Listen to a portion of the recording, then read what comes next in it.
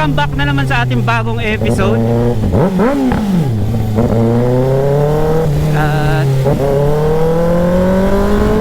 kakalis lang sa area of responsibility ng Pilipinas yung bagyong Karina ba yun? Eh, balita ko maraming nasalanta, no? Especially sa parting Maynila ng mga binaha. Kamusta ba kayo guys? Kasi kami dito sa Cavite, super safe kami dito, no? Sobrang taas ng lugar namin and sobrang swerte naman, dito ako nakapag-invest ng bahay. Medyo mataas ang lupa rito sa GMA Cavite.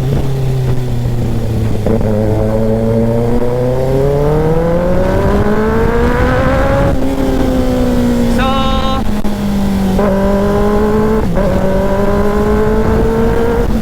pagparting Carmona, GMA, Silang,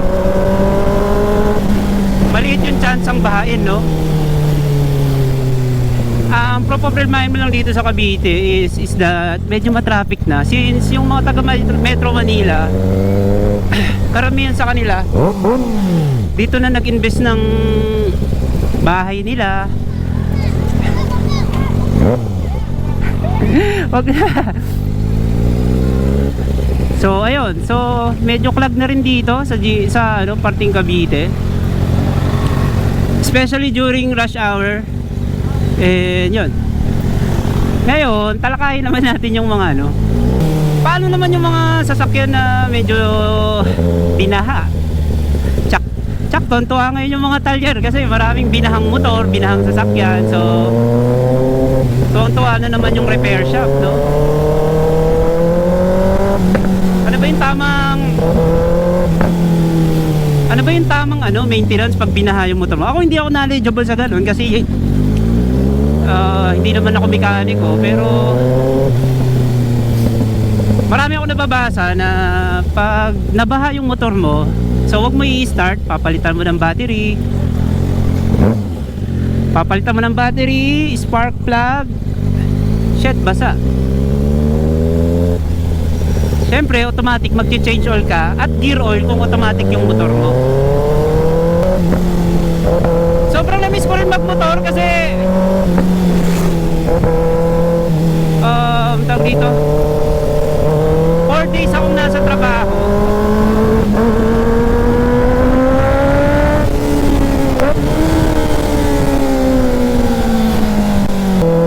At ilang araw ng ulan, hindi ako makapagmotor.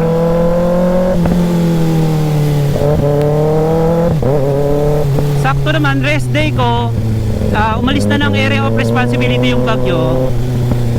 At ngayong hapon, medyo hindi umulan, so medyo sinipag ako magmotor, no?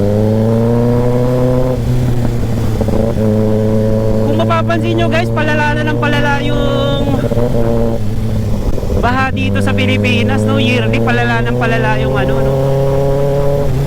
Ang dami na rin kasi establishment ngayon, nawala na yung mga puno natin.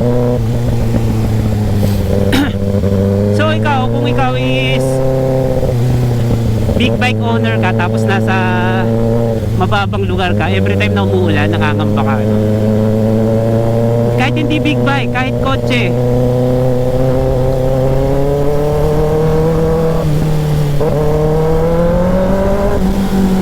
nakakangamba. O dapat yung iba pasok naman sa insurance, acts of nature, pero abala pa rin yun pag nabaha yung sasakyan mo. Yun, i-declare na yun na acts of nature, total wreck na yun, flooded. Siyempre yung iba, yung mga insurance company, pag binayaran nila, kanila na yun, and i-recondition nila yun, ibebenta nila yun sa tao, and mag-ingat kayo sa ganun. Siyempre hindi biro maglabas ng pera tapos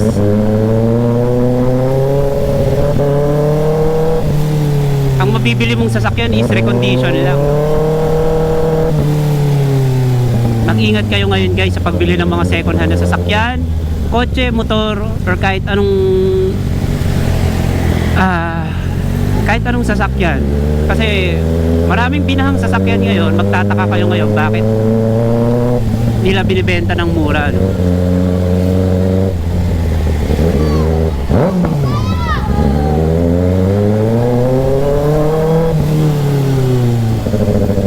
yung bagyo sa atin. At balita ko may paparating pa ng isang bagyo, no? Ayan nga, ang dilim ng langit eh. Sumugal nga lang ako, naligo na ako. And nagdamit lang ako ng jersey para kung abutin ako ng ulan, okay lang. Ligo na lang kung ligo. Nakasapatos ako pero wala akong medyas. Ano na to? Palag-palag na to pag umulan, abutan akong abutan. Dito sa belt bag ko, nagdala ako ng plastic para sa GoPro ko tsaka sa cellphone ko if ever umulan. Babalutin ko lang sila ng plastic. Basta ang importante, makapagmotor lang ako and makagawa ako ng clips. And yun, sobrang miss na miss ko na rin talagang magmotor eh. 4 days ba naman, kawawa naman tong motor ko, hindi ko na nagagamit, no?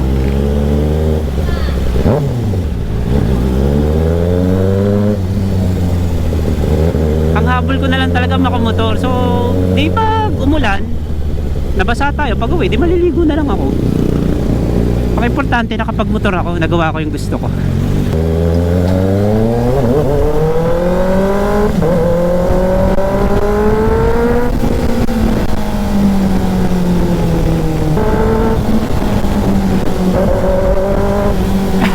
Nagtataka daw yung dalawang babae. Sino kaya ito?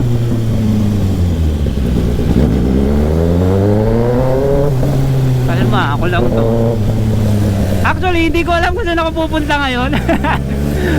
Gusto ko lang talaga magmotor. Wala akong specific na lugar na pupuntahan ngayon.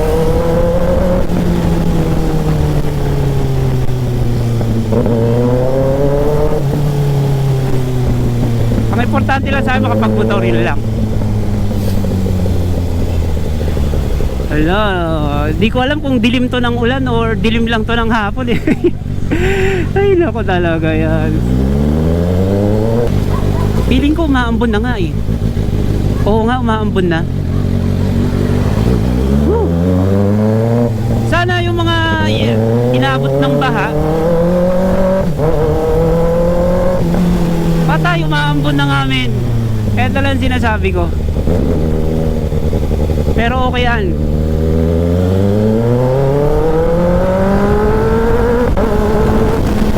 Woo, sarap.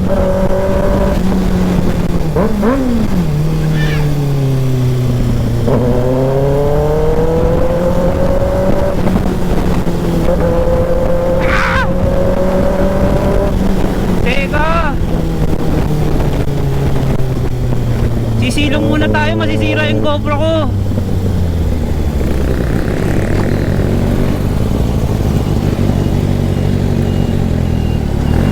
Sisilong tayo, masisira yung GoPro ko.